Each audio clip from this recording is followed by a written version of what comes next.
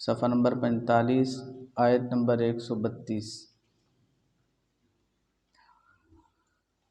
اعوذ باللہ من الشیطان الرجیم، بسم اللہ الرحمن الرحیم۔ ووصى بها إبراهيم بنيه ويعقوب يا بني إن الله اصطفى لكم الدين فلا تموتن إلا وأنتم مسلمون۔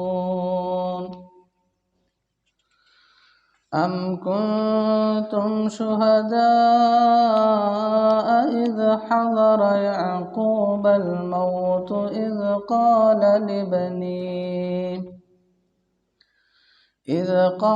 لبنيه ما تعبدون من بعدي قالوا نعبد إلهك وإله آبائك إبراهيم وإسماعيل وإسحاق إلها واحدا ونحن له مسلمون۔ تلك أمة قد خلت لها ما كسبت وعليكم ما كسبتم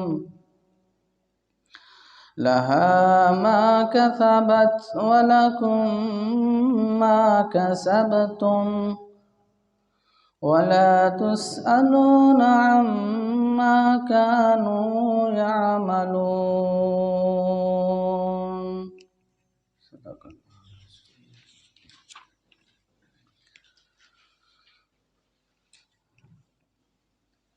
پچھلے سبق میں ہم نے آیت نمبر 130 سے پڑھا، وَمَن يَرْغَبُ عَن مِّلَّةِ إِبْرَاهِيمَ إِلَّا مَن سَفِهَ نَفْسَهُ۔ دین ابراہیم سے، ملت ابراہیمی سے کون بے رغبتی کرتا ہے سوائے اس کے جس نے خود کو بے وقوف بنا لیا۔ وَلَقَدِ اصْطَفَيْنَاهُ فِي الدُّنْيَا، یقیناً ہم نے ابراہیم علیہ السلام کو دنیا میں پسند کیا، منتخب کیا۔ وَإِنَّهُ فِي الْآخِرَةِ لَمِنَ الصَّالِحِينَ، اور وہ آخرت میں بھی صالحین میں سے ہوں گے۔ اذ قال له ربه اسلم، جب ابراہیم علیہ السلام کے لیے ان کے رب نے کہا کہ مطیع ہو جاؤ۔ قال اسلمت لرب العالمین، تو ابراہیم علیہ السلام نے کہا میں مطیع ہوا، تابعدار ہوا تمام جہانوں کے رب کے لیے۔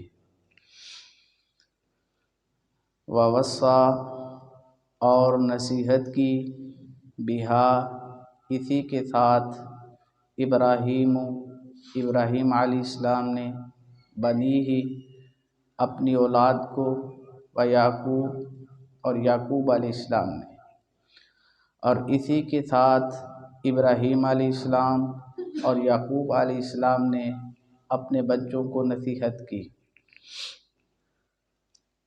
یہ جو دوسرا لفظ بہا ہے، اس کا تعلق پچھلی آیت کے ساتھ ہے کہ جب ابراہیم علیہ السلام سے اللہ رب العزت نے کہا کہ تم تابعدار ہو جاؤ، تو انہوں نے کہا کہ میں تابعدار ہوا، مطیع ہوا، فرما بردار ہوا۔ تو اسی تابعداری کی، اسی فرما برداری کی وصیت، نصیحت انہوں نے اپنی اولاد کو بھی کی، اور یعقوب علیہ السلام نے بھی اپنے بچوں کو یہی نصیحت کی کہ اللہ کی تابعداری، اطاعت گزاری اور فرما برداری میں زندگی بسر کرنا۔ عام طور پہ نصیحت اور وصیت کے اندر تھوڑا سا فرق ہوتا ہے، جو ہم سمجھتے ہیں نصیحت کسی بھی وقت کی جا سکتی ہے، اور جو وصیت ہے وہ عموماً تب کی جاتی ہے جب انسان مرض الموت میں ہوتا ہے، اپنی وفات کے قریب ہوتا ہے۔ عربی کے اندر وصا کے دونوں معنی ہیں، نصیحت بھی اور وصیت بھی۔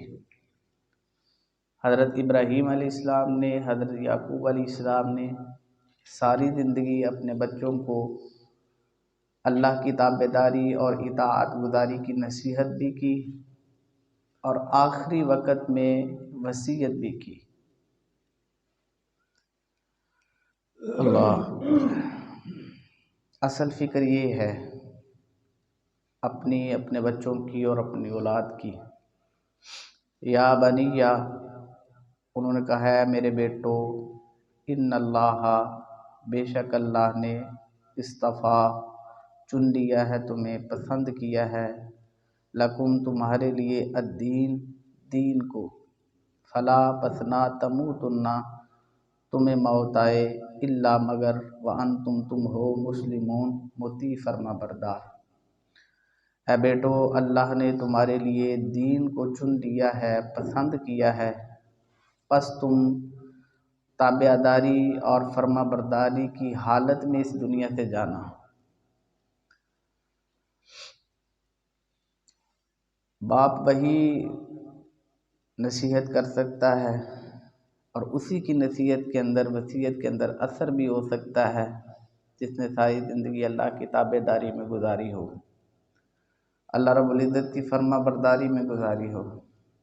ہم نے پچھلے درس کے اندر صرف ایک واقعہ پڑھا حضرت ابراہیم علیہ السلام کی تابعداری کا، وہ جو بیٹے کو ذبح کرنے کا حکم دیا وہ اس سے بھی پیچھے نہ ہٹے۔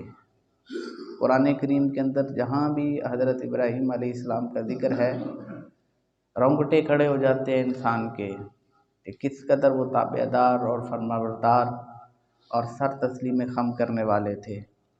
ساری زندگی اللہ کی اطاعت میں گزاری، اپنے بچوں کو بھی یہی نصیحت کی کہ بیٹا تمہارے لیے اللہ نے دین کو چنا ہے، اپنے اس دین کے اوپر قائم رہنا، اور تمہیں موت آئے اسلام کی حالت میں، تابعداری کی حالت میں، اللہ کی اطاعت گزاری کی حالت میں۔ نبی کریم صلی اللہ علیہ وسلم بھی دعا فرمایا کرتے تھے خاتمہ بالخیر کی، خاتمہ بالایمان کی، کہ اللہ جو انجام ہے، جو خاتمہ ہے، زندگی کا اختتام ہے، اللہ رب العزت کو اسلام پہ فرما دے۔ نبی کریم صلی اللہ علیہ وسلم کا فرمان ہے، اور یہ دعا بہت ضروری ہے اور یہ ہمہ وقت اللہ سے کرنی چاہیے کہ اللہ جو خاتمہ ہے وہ خیر کے اوپر کرے، اللہ خاتمہ ایمان کے اوپر کرے۔ ایسے بھی لوگ گزرے اس دنیا سے کہ ساری زندگی اللہ کی عبادت کی، اللہ کو راضی کیا، مگر انجام اچھا نہ ہوا۔ آخری وقت میں کوئی ایسا مرض لگا، ایسا مرض آیا کہ اپنی پاکی ناپاکی کا بھی خیال نہیں، ذہنی توازن بگڑ گیا۔ معاذ اللہ جو اللہ کا ذکر کرتا تھا وہ اللہ کو برے القاب سے یاد کرتا وہ اس دنیا سے گیا۔ تو اللہ رب العزت سے اپنے انجام کی بہتری کی دعا اور سوال کرنا چاہیے۔ یہ سنت ہے ابراہیم علیہ السلام کی، یعقوب علیہ السلام کی وصیت ہے ان کی اپنی اولاد کو، اور نبی کریم صلی اللہ علیہ وسلم کی دعا ہے۔ نبی کریم صلی اللہ علیہ وسلم کا فرمان ہے، آپ فرماتے ہیں کہ ایک بندہ ساری زندگی بھلائی کے کام کرتا ہے، اچھائی کرتا ہے، نیکی کرتا ہے، اتنی نیکیاں کرتا ہے کہ اس کے اور جنت کے درمیان ایک ہاتھ کا فاصلہ رہ جاتا ہے، اتنا جنت کے وہ قریب ہو جاتا ہے۔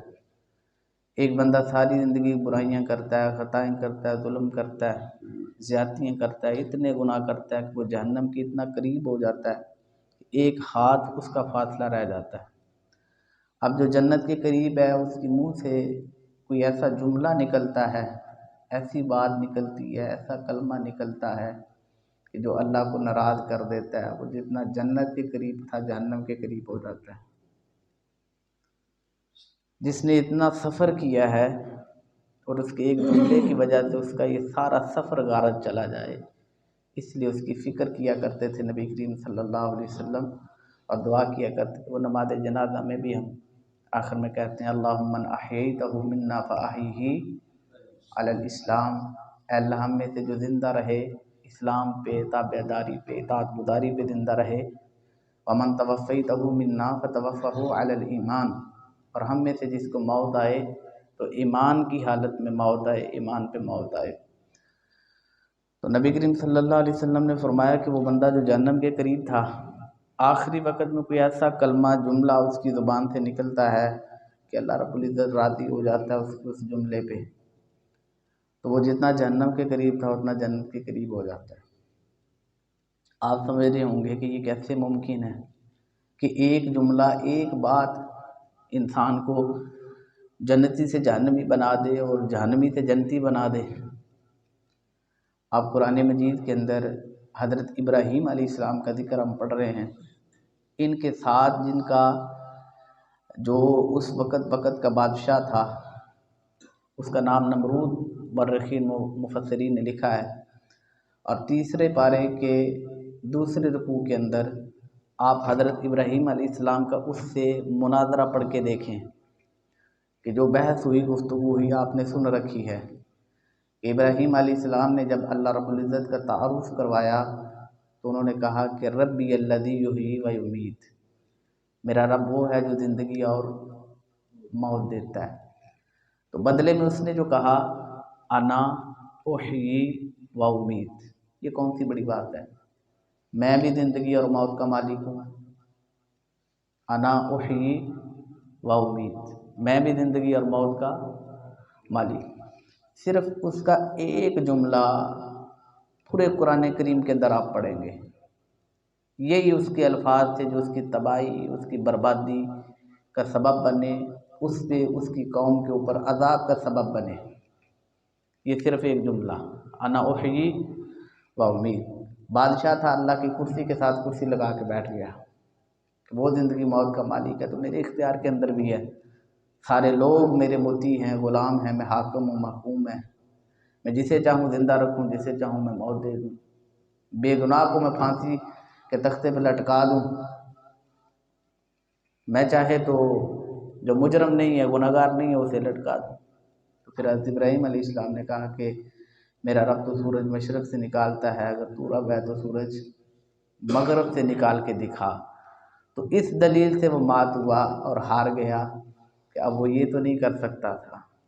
جملہ اس کا ایک ہی ہے جو اس کی تباہی اور بربادی کی وجہ بنا کہ اس نے یہ شرک کیا اللہ کی ذات کے ساتھ کہ میں زندگی اور موت کا مالک ہوں۔ آپ فرعون کا ذکر پڑھ کے دیکھ لیں سورہ نادیات کے اندر، 30ویں پارے کی دوسری صورت ہے۔ جب موسیٰ علیہ السلام نے اس کو دعوت دی الہ العالمین کی طرف تو اس نے ایک جملہ کہا، اس کے بڑے ظلم ستم ہم نے پڑھے ہیں اسی پارے کے اندر، بچوں کو ذبح کرواتا تھا، بچیوں کو زندہ چھوڑ دیتا تھا، بنی اسرائیل پہ ظلم کماتا تھا، ان کو محکوم رکھا ہوا تھا۔ اس نے اور اس کی قوم نے انتہا کی بنی اسرائیل کے اوپر ظلم کی، لیکن ایک جملہ جس کی وجہ سے اسے عبرت بنایا گیا، نشان بنا دیا گیا قیامت تک کے لیے۔ سورہ نادیات کے اندر جب موسیٰ علیہ السلام نے اسے بلایا الہ العالمین کی طرف تو اس نے کہا انا ربکم الاعلی۔ 3 لفظ اس کے تھے، 3 ہی لفظ اس کے ہیں۔ اس نے کہا انا، میں، ربکم، تمہارا رب ہوں، الاعلی، سب سے بڑا۔ اللہ فرماتا ہے ان فی ذلک لعبرۃ لمن یخشی، تجھے میں عبرت بناؤں گا ڈرنے والوں کے لیے۔ اور اس نے عبرت بنایا فَالْيَوْمَ نُنَجِّيكَ بِبَدَنِكَ لِتَكُونَ لِمَنْ خَلْفَكَ آیَةً۔ جب وہ ڈوبنے کے قریب تھا تو اللہ نے اس کی جو لاش تھی، اس کا جو جسم تھا، اس کو باقی رکھا، زندہ رکھا، اس کی روح کو قبض کیا تاکہ یہ بعد میں آنے والوں کے لیے عبرت کا نشان بن جائے۔ تو حضرت ابراہیم علیہ السلام، یعقوب علیہ السلام فکر کرتے تھے، ساری زندگی اللہ کی اطاعت گزاری میں گزری، اور اپنے بچوں کے لیے، اپنے لیے فکر کی کہ اللہ خاتمہ بالخیر فرمائے، خاتمہ بالایمان فرمائے۔ کیا تم شہداء حاضر تھے اذ جب حضر آئی یعقوب علیہ السلام کو الموت، موت، کیا آپ اس وقت موجود تھے جب حضرت یعقوب علیہ السلام کو موت آئی، اور جب قال کہا لبنی ہی اپنے بیٹوں سے، ماں کس کی تعبدون تم عبادت کرو گے، من بعدی میرے بعد۔ جب یعقوب علیہ السلام نے اپنے بچوں سے کہا کہ میرے بعد تم کس کی عبادت کرو گے، یہ بھی ایک فکر ہے۔ ہماری فکر کے اندر نبی اور رسول کی فکر کے اندر بڑا فرق ہوتا ہے، اس کی نصیحت، اس کی وصیت اور ہماری نصیحت و وصیتوں کے اندر بڑا فرق ہوتا ہے۔ آخری وقت میں بھی فکر یہی ہے، اور بچوں سے پوچھا کہ بچوں میرے بعد تم کس کی عبادت کرو گے، قالو انہوں نے کہا نعبد ہم عبادت کریں گے، الہ کا آپ کے رب کی، و الہ آبائی کا اور آپ کے آبا و اجداد کے رب کی، ابراہیم علیہ السلام و اسماعیل علیہ السلام و اسحاق علیہ السلام، الہن اس معبود کی واحدہ جو ایک ہی ہے۔ تو بچوں نے کہا کہ ہم آپ کے رب کی، آپ کے آبا و اجداد ابراہیم علیہ السلام، اسماعیل علیہ السلام، اسحاق علیہ السلام کے رب کی عبادت کریں گے جو ایک ہی رب ہے، واحد ہے، یکتا ہے۔ وَنَحْنُ اور ہم ہیں لہو اسی کے لیے، مسلمون تابع دار، مطیع فرما بردار، ہم اسی کی عبادت کریں گے اور اسی کی اطاعت کریں گے، اسی کی تابع داری اور فرما برداری کریں گے۔ تلکا یہ تھی امتن ایک امت، ایک گروہ، ایک جماعت، قد تحقیق خلط گزر چکی ہے، یہ ایک امت تھی جو گزر چکی ہے، لہا ان کے لیے تھا، ماں جو کچھ کسبت انہوں نے کمایا، ولکم اور تمہارے لیے ہے، ماں جو کسب تم کماؤ گے۔ یہ ایک امت تھی جو گزر چکی ہے، انہوں نے جو کمایا وہ ان کے لیے تھا، اور جو تم کماؤ گے وہ تمہارے لیے ہے۔ ولا اور نہیں تسألون تم سے سوال کیا جائے گا، اما اس چیز کے متعلق کان وہ تھے یا عملون جو عمل کرتے، تم سے ان کے متعلق نہیں پوچھا جائے گا کہ وہ کیا عمل کرتے تھے۔ یہ اللہ رب العزت نے اقوام کا، قوموں کا ذکر کرنے کے بعد فرمایا کہ یہ امت تھی، قوم تھی جو گزر چکی ہیں، انہوں نے جو کمایا وہ ان کے لیے، اور جو تم کماؤ گے وہ تمہارے لیے۔ ہمارے پاس ایک سب سے بڑی دلیل یہی ہوتی ہے کہ ہم نے ایسے ہی کیا ہے، ہم نے ایسے ہی دیکھا ہے، ایسے ہوتا تھا، ہمارے ماں باپ ایسے کرتے تھے، تم نئے سکالر بن گئے ہو، نئے مولوی بن گئے ہو، اب نیا قرآن آ گیا ہے، اب نئی حدیث آ گئی ہے۔ ماں باپ کے دین کو وہ اچھا ہو برا ہو، ہڈیوں سے نکالنا بڑا مشکل کام ہے۔ ہر نبی سے ہر قوم نے کہا ہے، جب اس نے کہا نا کہ اللہ کی عبادت کی طرف آؤ، تو انہوں نے کہا جی کہ وہ جس کی عبادت ہمارے ماں باپ کرتے تھے ان کا ہم کیا کریں۔ وہ کہتے ہیں نا عادت فی الموت، جو عادت پختہ ہو جاتی ہے وہ موت تک باقی رہتی ہے، اس کو ختم کرنا مشکل ہوتا ہے۔ اطاعت گزاری یہی ہے، تابعداری یہی ہے کہ جب قرآن کی بات آ گئی، حدیث کی بات آ گئی، نبی کا فرمان آ گیا، نبی کی سنت آ گئی، تو پھر اپنی عادت نہیں۔ یہ دلیل نہیں کہ ہمارے ماں باپ تو یہی کرتے تھے، سب نے ایسے ہی کیا تھا، وہ سارے غلط تھے۔ اگر وہ غلط تھے تو ان کی غلطی کا انجام انہیں بھگتنا ہے، اگر وہ صحیح تھے تو اس کا اجر انہوں نے پانا ہے۔ تو یہ دلیل نہیں ہے کہ جو پہلے تھے وہ بھی کرتے تھے تو ہم بھی وہی کریں گے۔ کبھی اپنی آنکھ سے زندگی پر نظر نہ کی، وہی دعویے کے جو عام تھے مجھے کھا گئے۔ ان کا حال بیان کرنے کے بعد اللہ رب العزت نے کہا جو انہوں نے کمایا وہ ان کے لیے، اور جو تم کماؤ گے وہ تمہارے لیے۔ اسی صورت کی آخری دو آیتیں جو بڑی معروف ہیں اور بڑی فضیلت والی آیتیں ہیں، سورۃ البقرہ کی، نبی کے ہم اس کے اندر پڑھتے ہیں ربنا لا تؤاخذنا ان نسینا او اخطانا، اس سے پیچھے نہیں، لا یکلف اللہ نفسا الا وسعها لہا ما کسبت وعلیہا ما اکتسبت۔ یہ اہل ایمان کی دعا ہے، اس کے اندر آپ پڑھ کے دیکھیں، یہ اہل ایمان کی دعائیں ہیں ساری۔ تو وہاں پہ بھی اللہ رب العزت نے فرمایا جو کمائے گا نیکی اس کا اجر اس کے لیے، اور جو کمائے گا برائی اس کا وبال اس کے اوپر۔ کسی سے کسی کے بارے میں کوئی مواخذہ نہیں ہوگا، نہ کسی کا عمل کسی کے لیے دلیل ہو سکتا ہے کہ فلاں ایسے کرتا تھا، فلاں نے ایسے کیا تھا۔ اللہ کی ذات ہمیں دین حنیف پہ قائم رہنے اور عمل کرنے کی توفیق عطا فرمائے۔ سبحانک اللہم و بحمدک، اشہد ان لا الہ الا انت، استغفرک و اتوب الیک۔ اللہ اکبر۔